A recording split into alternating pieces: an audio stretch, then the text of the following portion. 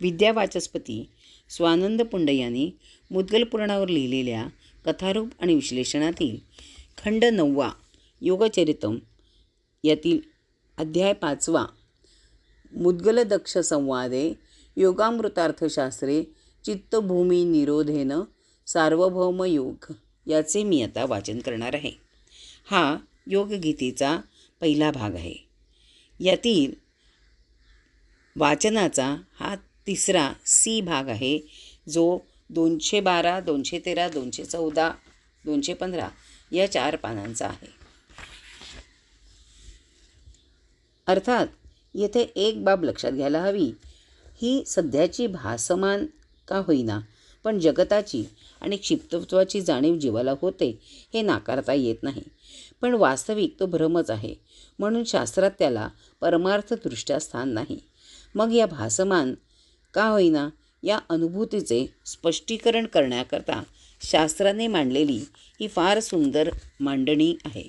यात निरोध रूपात आत्मरूप लीन असलेले चित्त चैतन्यमय असल्याने त्यास स्फुरण संभवत असल्याने त्याच्या सच्चिदानंदत्वास बाधा येत नाही आणि त्याने आत्मलीलेकरता स्वीकारलेली ही भ्रामक दशा आहे म्हटल्यावर भ्रमाचेही विवेचन करता येते आणि भ्रामकच आहे असे म्हटले की निरासाचा मार्गही उपलब्ध होतो.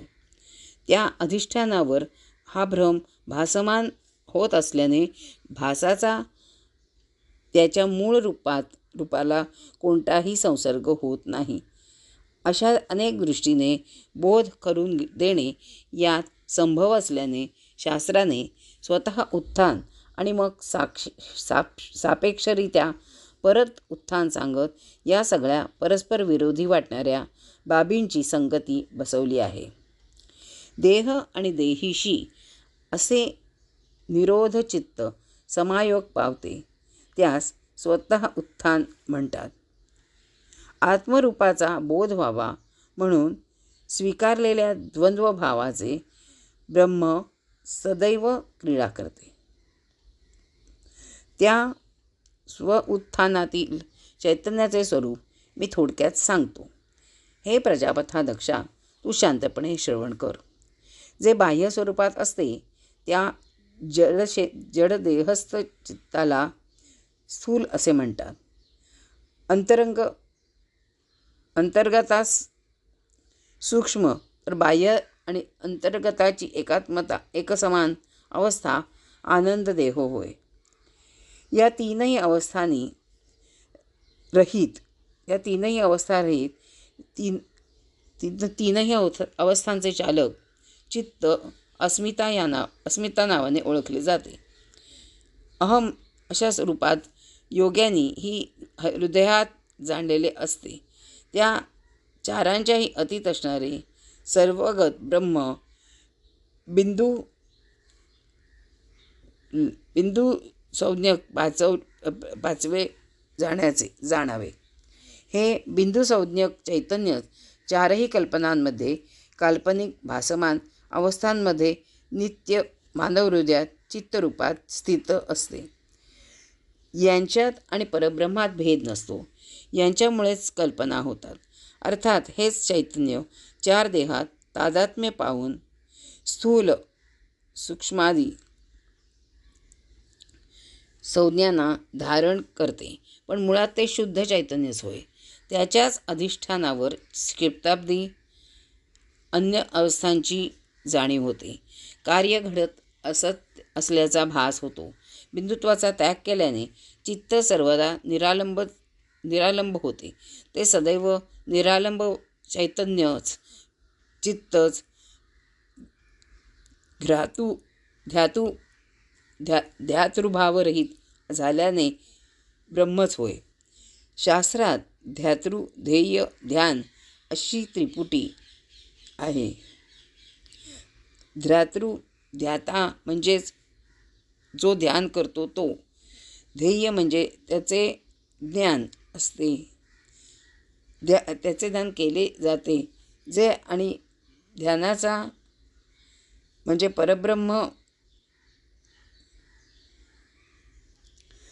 ध्याता म्हणजे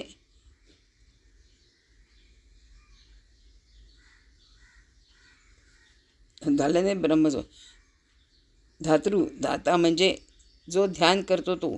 ध्येय म्हणजे ज्याचे ध्यान केले जाते ते. आणि ध्यान म्हणजे ध्याता, ध्येयाचे करतो ते. अशा या त्रिपुटीचे संक्षिप्त रूप वर्णन असते. ही त्रिपुटी असेपर्यंत त्यास बिंदुरूप म्हणतात. यालाच सविकल्प समाधी स्थान म्हणतात. तर या त्रिपुटींच्या विलयानंतर असणारी विशुद्ध अवस्था परब्रह्म होय. तल्लीनता निर्विकल्प समाधी होय.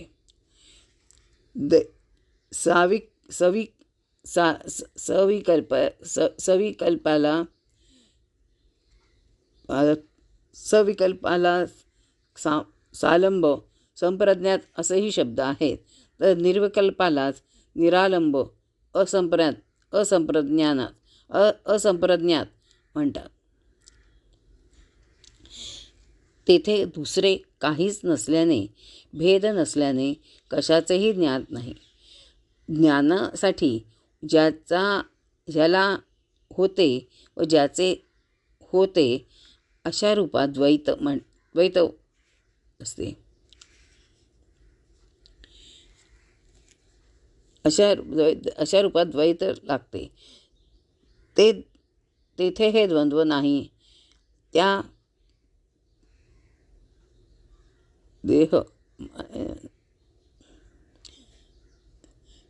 निर्विकल्प समाधी होय. सविकल्पाला सालंब संप्रज्ञात असेही शब्द आहेत. तर निर्विकल्पाला निरालंब असंप्रज्ञात म्हणतात. तेथे दुसरे काहीच नसल्याने, भेद नसल्याने कशाचेही ज्ञान नाही. ज्ञानासाठी ज्याला होते व ज्याचे होते अशा रूपात द्वैत लागते. तेथे हे द्वंद्व नाही. त्या केवळ सोहम स्वरूप चित्तास निरालंब समाधीदायक म्हणतात. अर्थात चित्त असे होते तेव्हा निराळच समाधीची प्राप्ती होते. म्हणून ती देणारा या अर्थी हृदयस्थ म्हणतात. आलंबन स्वीकारले की चित्त 4 प्रकाश देही होते. आलंबन त्यागाने देही चिन्मय होते. देह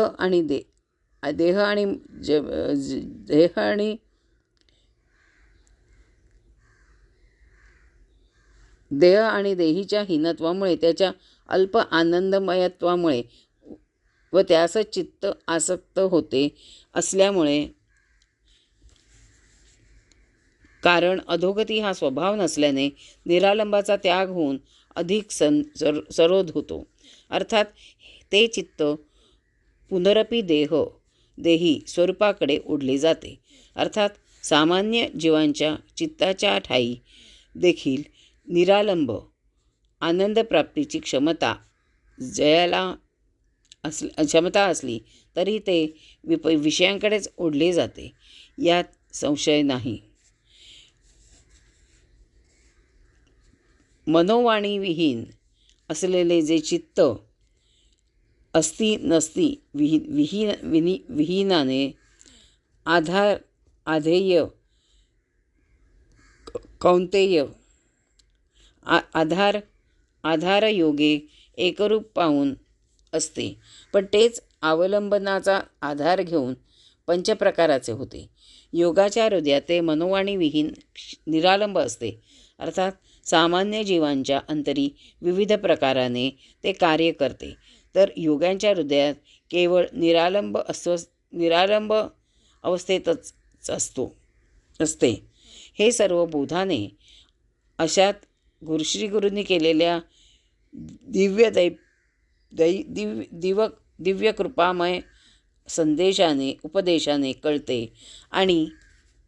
कळते तथा निरालंब समाधीने कळते, अनुभवता येते.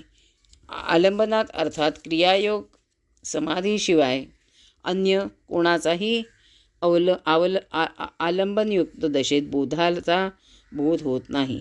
अर्थात ब्रह्मरूपाचा ब्रह्मरूपाचा अनुभव येत नाही. अशा स्वरूपात ब्रह्मबोधाप्रद देहदेही सुखप्रदायक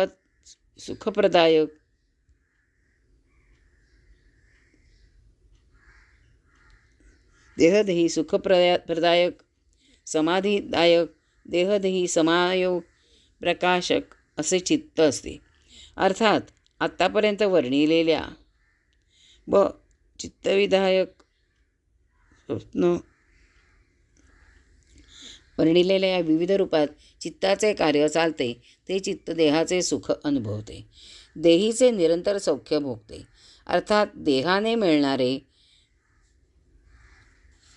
विषयादी सुख भोगते, देही रूपातील सतत अस्तित्वाचा अनुभव घेते आणि ज्याच्या आधारे हे सुख अनुभवते त्यास बोधाधार प्रश्न असतात. ब्रह्म जाणावे. जगातील 4 शरीररूप किंवा अन्नादिक ब्रह्मांच्या रूपात वर्णित पदांच्या जाणीवेने तथा विशेषत्वाने पदांचा अर्थ म्हणजे या सगळ्या अंतस्थ ब्रह्मरूपाच्या जाणीवेने, अर्थात देही ब्रह्म आहे, तसेच अर्पण तेव्हा ब्रह्म आणि तेव्हा देही ब्रह्म आहे म्हटल्यावर त्यातही आनंद आहे. त्या आनंदाचा अनुभव ऐकण्याच्या इच्छेने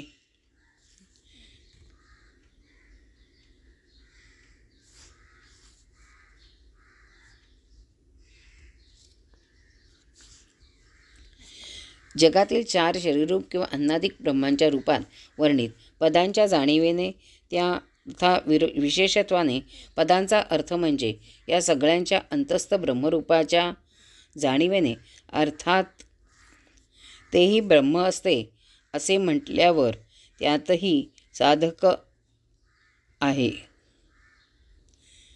त्या आनंदाचा अनुभव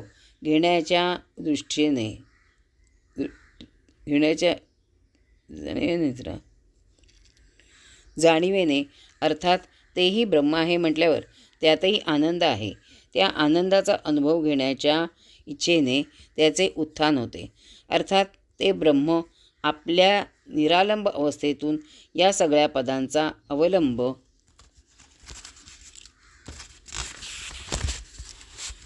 करते. त्याला स्वतः उत्थान म्हणतात. या सगळ्यात सुख आहे असे वाटल्याने ते स्वतःचे उत्थान करते, अर्थात अवस्थांतर घडवते आणि मग ब्रह्मतत्पर असे ते देहीची निर्मिती करून खेळ खेळत राहते. असे उत्थानाचे प्रकायक योग्यांच्या हृदयात राहणारे चित्त निरोध संक्षिप्त होईपर्यंत संज्ञक होय यात संशय नाही. अशा स्वरूपात स्वतः उत्थान सांगितलेल्या नंतर परत उत्थानाचे विवेचन करताना म्हणतात. हे प्रजापते, जेथे बोधाचा वर उल्लेखिलेल्या त्रिपुटीशी संयोग होतो, त्या त्रिपुटीचा त्याग होतो, त्या ब्रह्मास सांख्य असे म्हणतात. बोधनाशाच्या प्रभावाने, अर्थात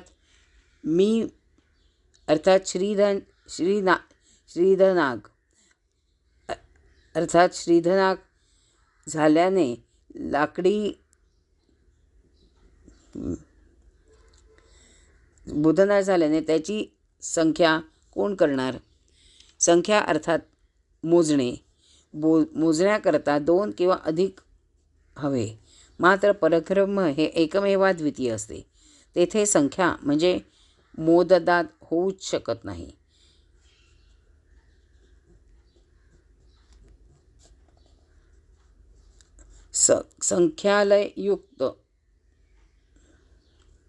संख्यालयुक्त सांख्य किंवा संख्यानिक लियते यत मात्र साख्यम अशी सांख्य शब्दाची फोड श्रीयोगीद्वारे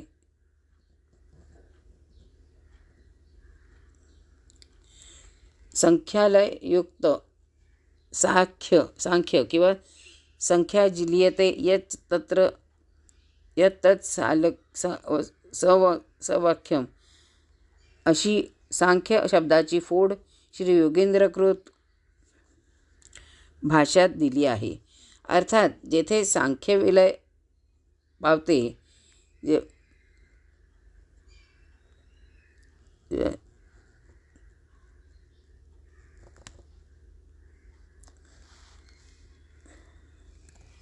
स्वरूपालयाकृत सांख्य किंवा संख्या लियते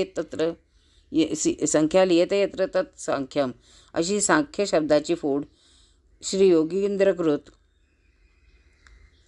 भाष्यात दिली आहे. अर्थात जेथे संख्या विलय पावते मोजणे नायक द्वैताभाव असतो, द्वैतभाव संपतो, द्वैतभाव संपतो ते तत्व सांख्य ब्रह्मरूपात ओळखले जाते. उत्थान वर्जित असे जे ब्रह्म ते सांख्यरूप, ते साक्षी भावाधारक असते. अर्थात सगळ्यांचे केवळ साक्षी नसते. त्यात कोणताही विकार द्वैतभाव संपतो ते तत्व सांख्य ब्रह्म स्वरूपातील जीव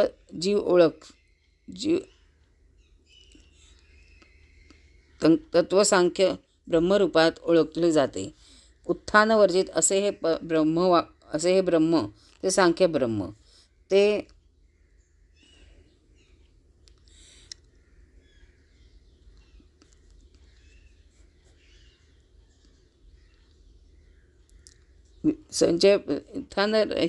उत्थानवर्जित असे जे ब्रह्म ते सांख्य ब्रह्म ते साक्षीभावधारक असते. अर्थात सगळ्यांचेच केवळ साक्षी असते. त्यात कोणताही विकार येत नाही. हे प्रजापते, त्रिपुटीचा बोध नसल्याने त्यात कधीही उत्थान होऊ शकत नाही.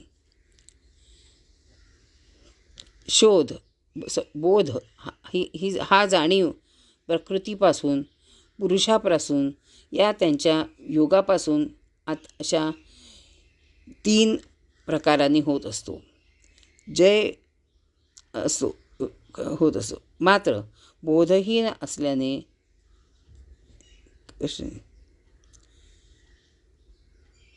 बोध हा जाणीव व प्रकृतीपासून, पुरुषापासून व त्यांच्या योगापासून अशा 3 प्रकारांनी होत असतो.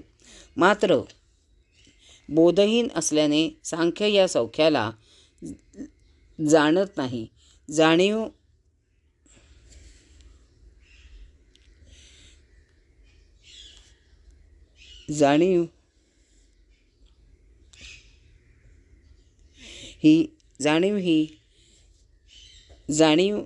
ही प्रकृती अर्थात देह, पुरुष अर्थात जीवात्मा व त्या चौघांच्या योगाने होते असे शास्त्र सांगते.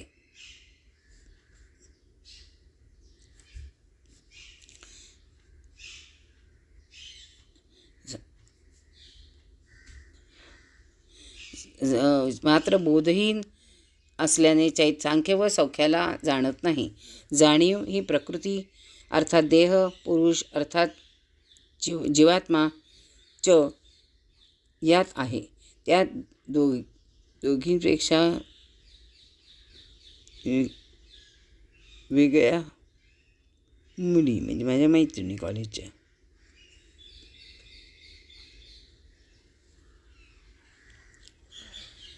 बोध हा जाणीव प्रकृतीपासून, पुरुषापासून व त्याच्या योगापासून कोणताही विकार येत नाही. हे